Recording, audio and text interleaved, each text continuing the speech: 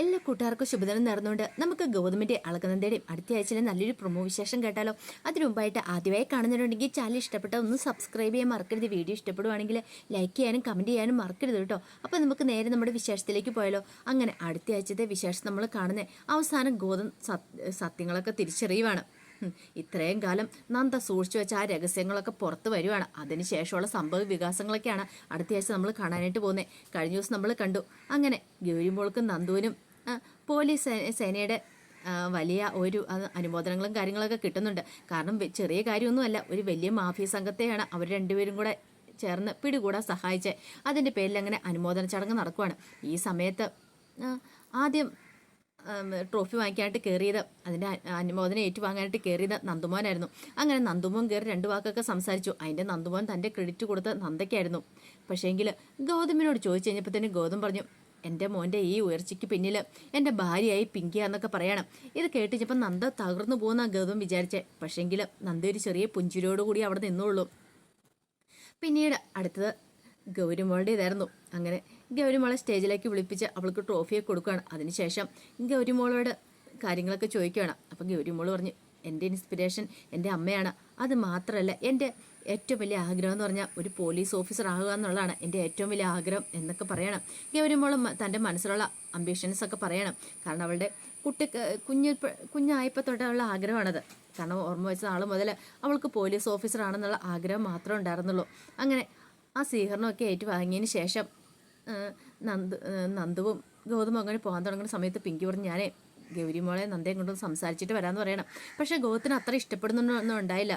പിന്നീട് നന്ദയുടെ അടുത്ത് നിന്നിട്ട് പിങ്കി പറഞ്ഞു, അത് ഒത്തിരി നന്ദിയുണ്ട്, ഇനിയിപ്പോൾ നന്ദ തിരികെ പോകല്ലേ എന്നൊക്കെ ചോദിക്കുകയാണ്. ഇത് കേട്ടപ്പോൾ നന്ദ പറഞ്ഞു, ഇന്ന് തന്നെ ഞങ്ങളിനി മടങ്ങിപ്പോകുമെന്ന് വിചാരിക്കുന്നു.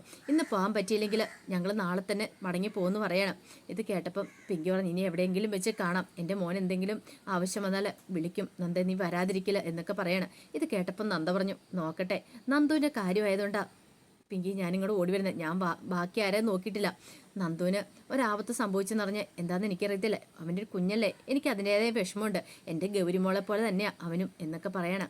അങ്ങനെ അവർ യാത്ര പറഞ്ഞ് പിരിയണ സമയത്ത് ഗൗരിമോക്കും ഭയങ്കര സങ്കടമാണ് നന്ദുവിനെ വിട്ടുപോകാനായിട്ട്.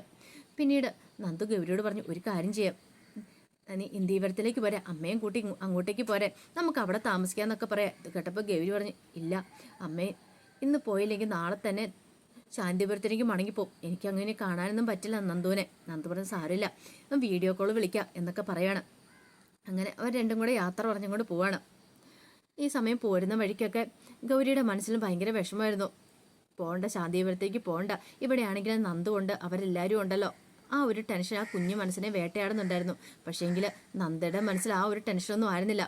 ഗൗതം സ്റ്റേജിൽ വെച്ച് പറഞ്ഞ കാര്യങ്ങളായിരുന്നു. എൻ്റെ ഭാര്യയായ പിങ്കിയാണ്. എത്ര ലാഘവത്തോട് കൂടിയിട്ട് അങ്ങനെയൊക്കെ പറയണേ.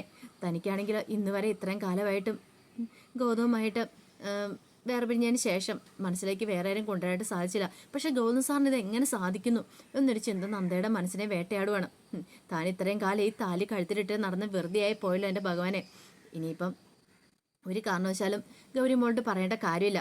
ഗൗരിയുടെ അച്ഛനാണെന്നുള്ള കാര്യം എപ്പോഴെങ്കിലും അവൾ വളർന്ന് വലുതായി കഴിയുമ്പോൾ അവൾ തന്നെ അന്വേഷിച്ച് കണ്ടെത്തിക്കോട്ടെ. അവളുടെ മനസ്സിന് ഒരിക്കലും താൻ വേദന കൊടുക്കരുത് എന്നൊരു ചിന്തയായിരുന്നു നന്ദയ്ക്ക്. അത് മാത്രമല്ല, തൻ്റെ കുഞ്ഞിനെ തനിക്ക് നഷ്ടപ്പെടാനും പാടില്ല. അങ്ങനെ എങ്ങാനും അന്ന് അറിഞ്ഞിട്ടുണ്ടെങ്കിൽ ഉറപ്പായിട്ടും ഗൗതം സാറ് തൻ്റെ കുഞ്ഞിനെ കൊണ്ടുപോകുന്നുള്ള കാര്യം നന്ദയ്ക്ക് നന്നായിട്ട് അറിയായിരുന്നു. പിന്നീട് നന്ദ പിറ്റേ ദിവസം പോകാനുള്ള ഒരുക്കങ്ങളൊക്കെ നടത്തുവാണ്. അങ്ങനെ പിറ്റേ ദിവസം രാവിലെ ആയി കഴിഞ്ഞപ്പോഴത്തേനും നന്ദ റെഡിയായി ഗൗരിമോളെ വിളിച്ച് റെഡിയാനായിട്ടൊക്കെ പറയണം. പക്ഷേ ഗൗരിമോൾക്ക് ഭയങ്കര വിഷമമാണ്. ഗൗരി കരയാനായിട്ടാണ് തുടങ്ങി. പക്ഷെ നന്ദ വിട്ടുകൊടുത്തില്ല. നന്ദയ്ക്ക് നല്ല ദേഷ്യമായിരുന്നു, ദേഷ്യവും സങ്കടമൊക്കെ ആയിരുന്നു. പിന്നീട് അങ്ങനെ അവർ ഇറങ്ങുവാണ്.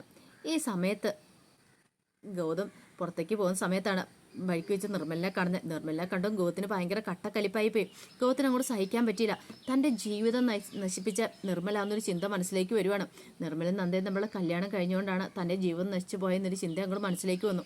പിന്നീട് നിർമ്മലിൻ്റെ അടുത്തേക്ക് എന്നിട്ട് അതിനെ ചൊല്ലി ഓരോന്ന് അങ്ങോട്ടും ഇങ്ങോട്ടും പറയുന്നുണ്ട്. അവസാനം നിർമ്മലിന് നല്ല ദേഷ്യം വന്നു. ഒരു തെറ്റും ചെയ്യാതെയാണ്. അവസാനം നിർമ്മൽ പറഞ്ഞു, നിങ്ങളൊരു മനുഷ്യനാണോ, നിങ്ങൾ കാരണമാണ് എല്ലാ പ്രശ്നങ്ങളും ഉണ്ടായെന്ന് ഗൗതത്തിനോട് പറയണം. ഗൗതം പറഞ്ഞു, ഞാൻ കാരണമോ? നീ എൻ്റെ ജീവിതത്തിലേക്ക് എന്ന് കടന്നു വന്നോ അന്ന് എൻ്റെ കഷ്ടകാലം തുടങ്ങിയതാ. എടാ നാണമില്ലേടാ നിനക്ക്? സഹോദരി എന്ന് പറഞ്ഞുകൊണ്ട് കൂട്ടിപ്പിടിച്ച് കിടന്ന എൻ്റെ ഭാര്യ നിനക്ക് സ്വന്തമാക്കാൻ നാണമില്ലേന്ന് ചോദിക്കുകയാണ്. ഇത് കേട്ട നിർമ്മലിന് മുഖത്ത് അടിയേറ്റവല്ലേ പോയി.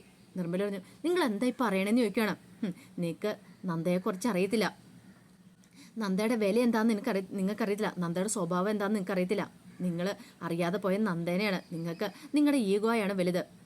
നിങ്ങൾക്ക് വേണ്ടി മാത്രമേ ജീവിച്ചിട്ടുള്ളൂ, നന്ദയ്ക്ക് വേണ്ടി ജീവിച്ചിട്ടില്ല. അല്ലെങ്കിൽ നിങ്ങൾ ഒരിക്കലും ഇങ്ങനെയൊന്നും പറയില്ലായിരുന്നു. നന്ദയ്ക്ക് വേണ്ടി എത്ര വർഷം വേണേലും കാത്തിരുന്നേനെന്ന് പറയാം. പിന്നെ കാത്തിരുന്ന പോലും ഞാൻ കാത്തിരുന്നിട്ട് എന്ത് ചെയ്യാനടാ? അവൾ ജീവിച്ചിരുന്നിട്ട് അവൾ എൻ്റെ അടുത്തേക്ക് അങ്ങനെ ഒരെങ്കിലും ഒന്ന് വന്നോ? ഇല്ലല്ലോ. അവൾ നിൻ്റെ അടുത്തേക്കല്ലേ വന്നേ, നീയുമായിട്ട് സുഖിച്ച് ജീവിക്കാൻ വേണ്ടി എന്നൊക്കെ പറയണം. ഒരക്ഷരം മിണ്ടിപ്പോയേക്കല്ല.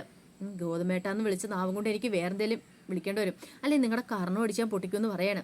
ഇത് കേട്ടോ ഗൗതം, ഓഹോ നിനക്ക് ഇത്ര ധൈര്യം എന്നൊക്കെ ചോദിച്ചുകൊണ്ട് ഗൗതം തല്ലാനായിട്ട് നിർമ്മലിനെ അങ്ങോട്ട് പിടിച്ചു കഴിഞ്ഞപ്പോഴത്തേനും നിർമ്മല ആ കൈ അങ്ങ് തട്ടിമാറ്റി. നിങ്ങൾക്ക് എന്ത് യോഗ്യത എന്നെ തല്ലാനായിട്ടുള്ളത്? യോഗ്യതയുടെ നിങ്ങൾ എന്നെ തല്ലി കാണിക്കാൻ പറയണം. നിങ്ങൾക്കൊന്നും അറിയത്തില്ല എന്നെക്കുറിച്ചൊന്നും. നിങ്ങൾ എന്താ വിചാരിച്ചുകൊണ്ടിരിക്കുന്നത്? ഞാൻ നന്ദയുടെ ഭർത്താവെന്നാ? അതൊക്കെ നിങ്ങളുടെ വെറും തെറ്റിദ്ധാരണ മാത്രമാണ്. ഈ നന്ദയെ ഞാൻ എങ്ങനെ കാണുന്നതെന്നറിയോ? എൻ്റെ ഒരു സഹോദരിയെ പോലെ തന്നെയാണ് കാണുന്നതെന്ന് പറയണം. ഇത് കേട്ടതും ഒരു നിമിഷം ഗൗരിച്ചു. അപ്പം മോളോ? നിന്റെ സ്വന്തം ചോരയല്ലേടാ അവളെന്ന് ചോദിക്കുകയാണ് ഗൗരി.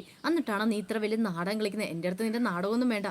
ആ മഞ്ജുള എന്ന് പറയുന്ന സ്ത്രീ വന്ന് പറഞ്ഞിട്ട് പോയതൊക്കെ എനിക്ക് നന്നായിട്ട് എൻ്റെ ചെവിക്കേളക്ക് ഇപ്പോഴും ഉണ്ടെന്ന് പറയാണ്. നീ അവിടെ എപ്പോഴും കയറി ഇറങ്ങുന്ന കാര്യം അത് മാത്രമല്ല വേറെ പലതും പറഞ്ഞിടാന്ന് പറയണം. ഇത് കേട്ടപ്പോൾ നിർമ്മല പറഞ്ഞു, നിങ്ങൾക്ക് എന്തറിയാം? ഈ പറയുന്ന നിങ്ങൾ ഗൗരിമോളെക്കുറിച്ച് പറഞ്ഞല്ലോ. ഗൗരിമോൾ ആരാന്നറിയാവോ? ഈ പറയുന്ന നന്ദയുടെ കുഞ്ഞ് തന്നെയാണ്. പക്ഷേ അത് എൻ്റെ ചോരയല്ല, അത് നിങ്ങളുടെ ചോരയാന്ന് പറയണം. ഒരു നിമിഷം ഗോവിച്ചു, നീ എന്താടാ പറഞ്ഞേ? ഇപ്പം എൻ്റെ തലയിലേക്ക് കെട്ടിവെക്കാൻ ശ്രമിക്കണോ എന്നൊക്കെ ചോദിക്കുകയാണ്. നിനക്ക് നാണമുണ്ടോ? അവൾ എന്നാ ജനിച്ചതെന്നറിയാവോ? അവളുടെ കാര്യങ്ങൾ നിൽക്കുമല്ല അറിയാവോ? നിനക്കൊന്നും അറിയത്തില്ല.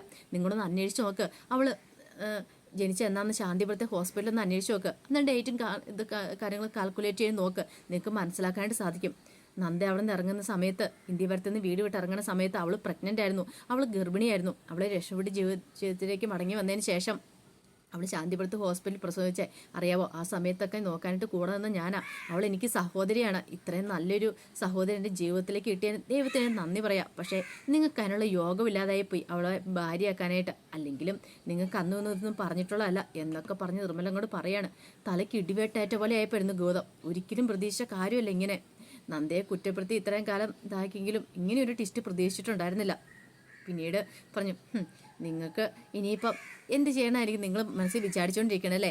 പക്ഷെ ഒരു കാര്യമുണ്ട്, നന്ദയ്ക്ക് മാത്രം അവകാശപ്പെട്ട ഗൗരിമോളെ ഇത്രയും കാലം അവൾ ഈ സത്യം മറച്ചു വെച്ചതിൻ്റെ കാരണം എന്താണെന്നറിയാമോ? നിങ്ങൾ കല്യാണം കഴിച്ചുകൊണ്ട് മാത്രമാണ്. അത് മാത്രമല്ല ഗൗരിമോളെ ആർക്കും വിട്ടുകൊടുക്കാൻ അവൾക്ക് ഒരുക്കമല്ല. മോനെ നഷ്ടപ്പെട്ടു മോളെങ്കിലും നഷ്ടപ്പെടല്ലെന്ന് അവൾക്ക് ആഗ്രഹമുണ്ടെന്ന് പറഞ്ഞിട്ട് നിർമ്മല അങ്ങോട്ട് പോവാണ്. ഗൗതം ഒരു നിമിഷം തയ്ച്ചു നിന്നു. പിന്നീട് ഗൗതം നേരെ നന്ദ താമസിക്കുന്ന വീട്ടിലേക്ക് ചെല്ലുവാണ്. അവിടെ ചെന്നപ്പോൾ വീടൊക്കെ അടച്ചിട്ടേക്കുവാണ്. അവർ പോയെന്ന് മനസ്സിലായി. നന്ദ പോയെന്ന് മനസ്സിലായി. പെട്ടെന്ന് തന്നെ ഗൗതം എന്ത് ചെയ്യണം, അടുത്തുള്ള ബസ് സ്റ്റോപ്പിലേക്ക് പോവാണ്. അപ്പം ശാന്തിപുരത്തേക്ക് ഉള്ള ബസ് സ്റ്റോപ്പിലേക്ക് പോവാം. അങ്ങനെ ചെന്ന് കഴിഞ്ഞപ്പോഴത്തേനും ഒരു ബസ് പുറപ്പെടാനായിട്ട് കിടക്കുമായിരുന്നു. അങ്ങനെ അതിനകത്തേക്ക് കയറി നോക്കി കഴിഞ്ഞപ്പോഴത്തേനും ഗൗരിമോൾ ഉറങ്ങുന്നുണ്ട്. ബസ്സിനകത്തിരുന്ന് ഉറങ്ങിക്കൊണ്ടിരിക്കുക. പെട്ടെന്ന് ഗൗതം ചെന്ന് എന്ത് ചെയ്യുവാണ്, ഗൗരിമോളെ ഇങ്ങോട്ട് എടുക്കുവാണ്. നന്ദ എന്താ ഗൗതം സാർ എന്താ കാണിക്കണം ചോദിച്ചു വന്നപ്പോഴത്തേനും ഗൗരിമോളെ എടുത്തുകൊണ്ട് പുറത്തേക്ക് ഇറങ്ങുവാണ്. എൻ്റെ മോളായത്, ഇവളെ ഞാൻ കൊണ്ടുപോകുന്നു പറഞ്ഞ് പെട്ടെന്ന് വണ്ടിക്കകത്ത് കിട്ടുകൊണ്ട് കുഞ്ഞ് കൊണ്ടുപോവാണ്. ഗൗരിമോളൊന്നും അറിഞ്ഞിട്ടുണ്ടായിരുന്നില്ല. ഗൗരിമോൾ നല്ല ഉറക്കമായിരുന്നു. നന്ദയ്ക്ക് സമനിലയിട്ടുന്ന പോലെ തോന്നി. ഇത്രയും കാലം താൻ പേടിച്ചിരുന്ന പോലെ തന്നെ സംഭവിച്ചിരിക്കുന്നു. പിന്നീട് ഗൗതം ഇന്ത്യവരത്തിലേക്ക് വരുവാണ്. ഇന്ത്യവരത്തിലേക്ക് ഗൗരിമോളെ തോളത്തിട്ട് വരുന്ന കാഴ്ച കണ്ടത് ആദ്യ ലക്ഷ്മിയമ്മയാണ്. ഓടി ഇറങ്ങി ചെന്നു.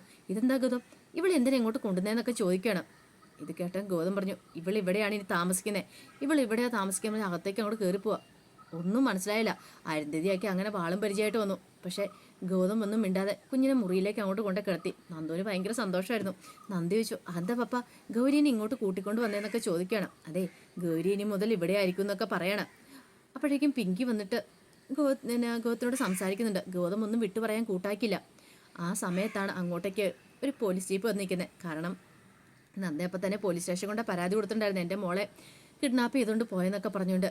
അവസാനം അങ്ങനെ പോലീസുകാരൻ കൂട്ടിക്കൊണ്ട് അങ്ങോട്ട് വരുവാണ്. പോലീസുകാരെ വന്നു കഴിഞ്ഞപ്പോഴത്തേന് ഗൗതം അങ്ങോട്ടേക്ക് ഇറങ്ങി ചെന്നു.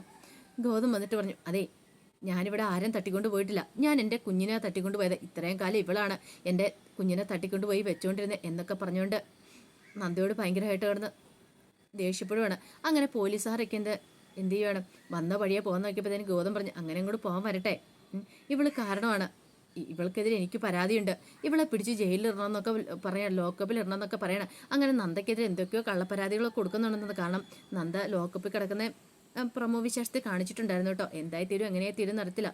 ഒരു കാര്യം ഉറപ്പായി, ഗൗതത്തിൻ്റെ അടുത്താണ് ഗൗരിമോള്. ഇനിയിപ്പോൾ ഗൗരിമോള് തിരിച്ച് നന്ദയുടെ അടുത്തേക്ക് വരുമോ, അതോ ഇനിയിപ്പോൾ പിങ്കി വേണമെങ്കിൽ പോവാം, അതോ ഇനിയിപ്പം ഗൗതം നന്ദയെ സീനിക്കായിട്ട് വരുമോ നടത്തില്ല. പക്ഷെ ഒരു കാരണവശാലും നന്ദ ഗൗതത്തിന് പുറകെ പോകാൻ ചാൻസ് ഇല്ല. എങ്ങനെയും തൻ്റെ മോളെ സ്വന്തമാക്കാനായിട്ട് നന്ദ പോരാടുക തന്നെ ചെയ്യും. അപ്പോൾ അതിൻ്റെ വിശേഷങ്ങളൊക്കെ നമുക്ക് എല്ലാവർക്കും കാത്തിരിക്കാം കേട്ടോ. ഒരിക്കൽ കൂടി എല്ലാവർക്കും ശുഭദിനം നേർന്നുകൊണ്ട് നിർത്തുന്നു.